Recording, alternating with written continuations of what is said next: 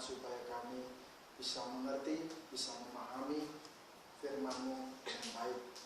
Di dalam nama Tuhan Yesus Kristus kami berdoa. Amin.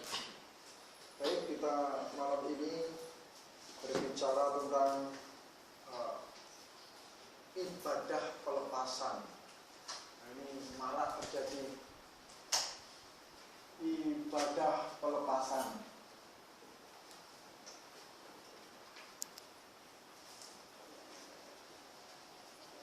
Ada satu pengertian yang salah di kalangan kekristenan berhubungan dengan kata pelepasan ini.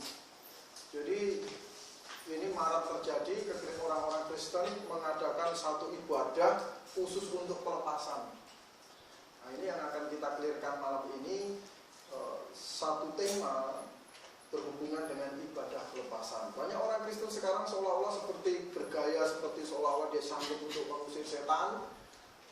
Ditumpangin tangan, nama Yesus keluar, kan begitu kadang-kadang ya. Kita lihat kan bahkan di tayangan YouTube itu banyak sekali orang-orang Kristen itu bergaya seolah-olah dia penuh kuasa. Ya, tumpangin tangan seseorang dan keluar, saya perintahkan keluar dalam nama Yesus, keluar katanya. Lawan-lawan katanya. Nah, apakah memang betul demikian? Apa pandangan menurut Alkitab untuk masalah ini?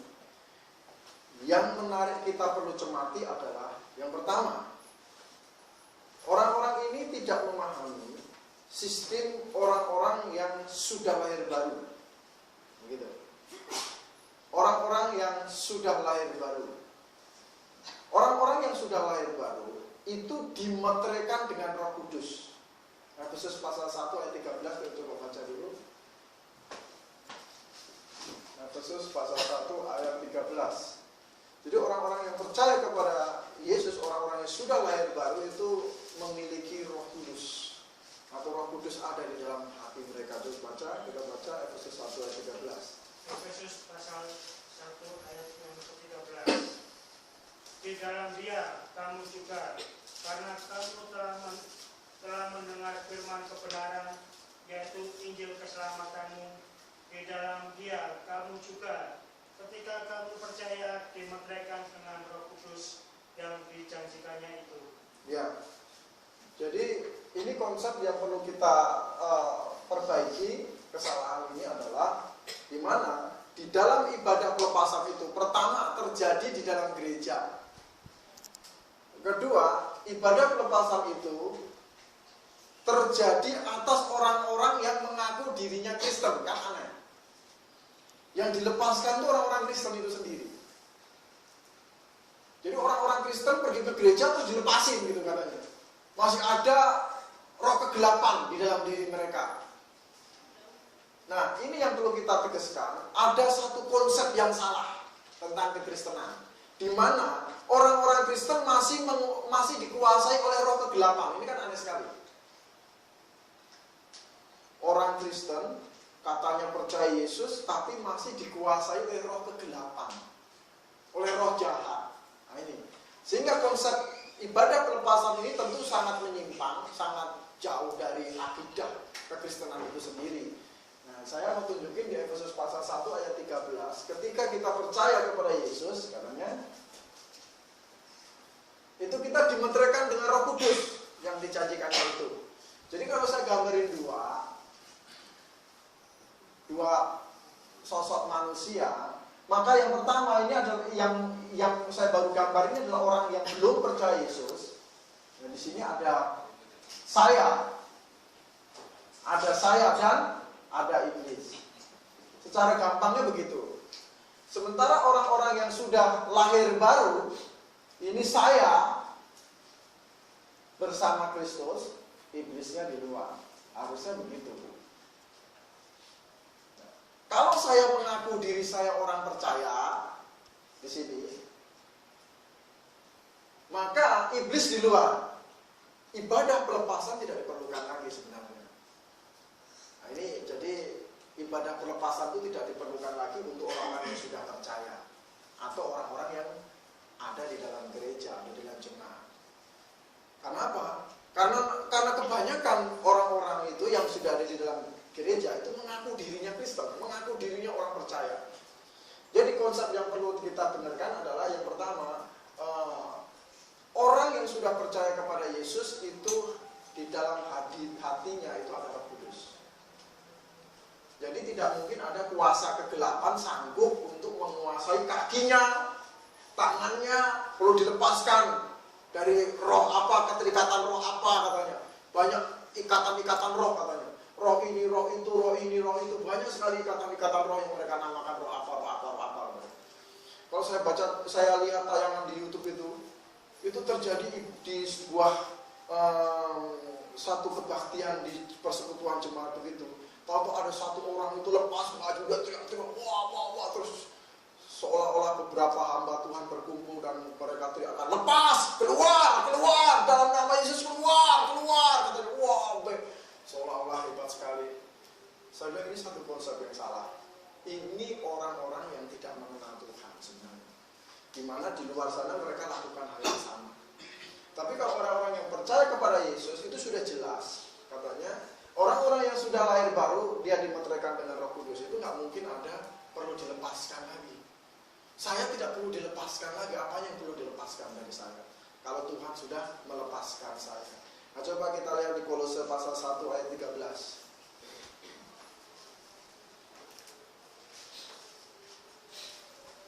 Kolose pasal 1 ayat 13. Kolose pasal pertama ayat yang ke-13.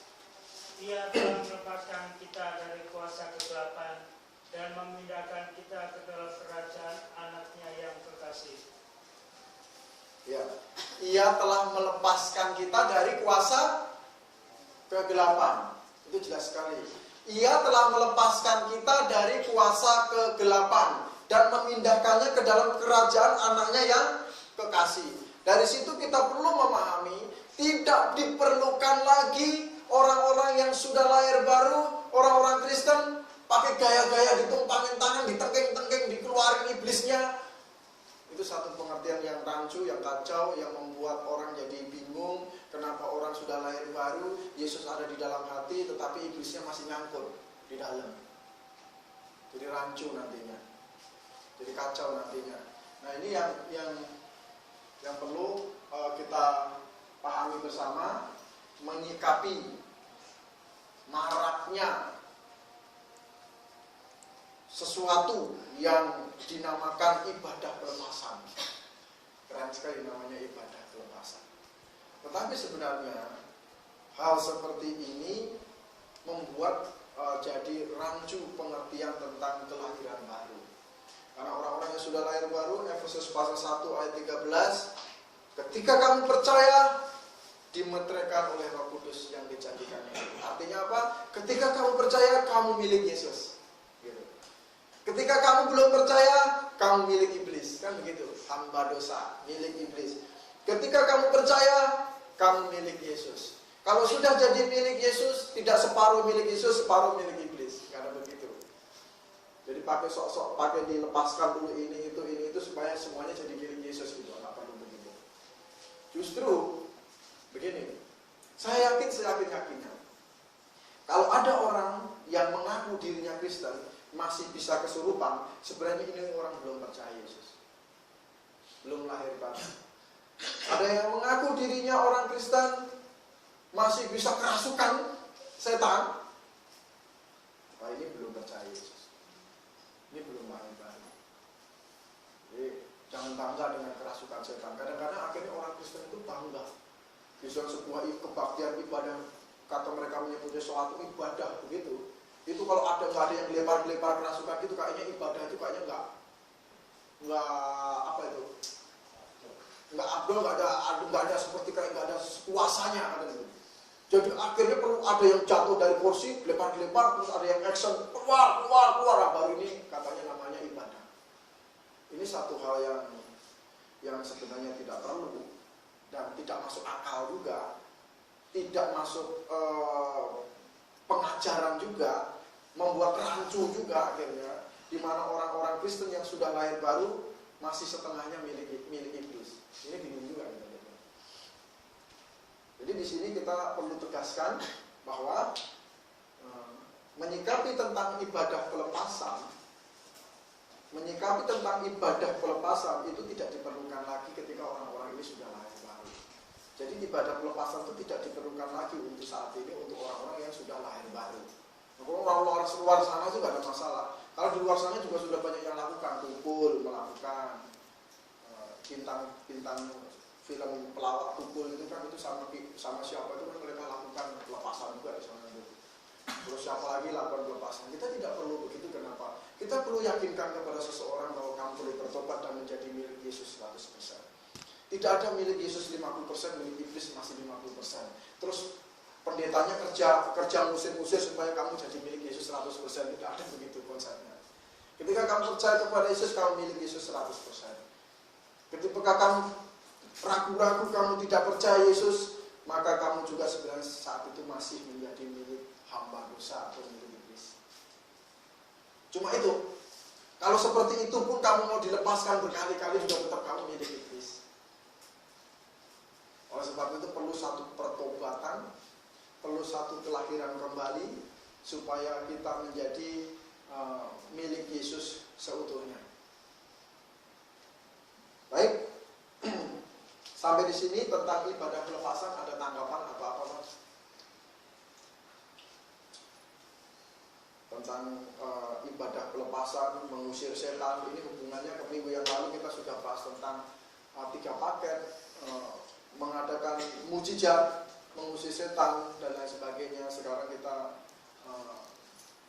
mempelajari tentang ibadah pelepasan, itu juga tentang hal mengusir setan. Ada?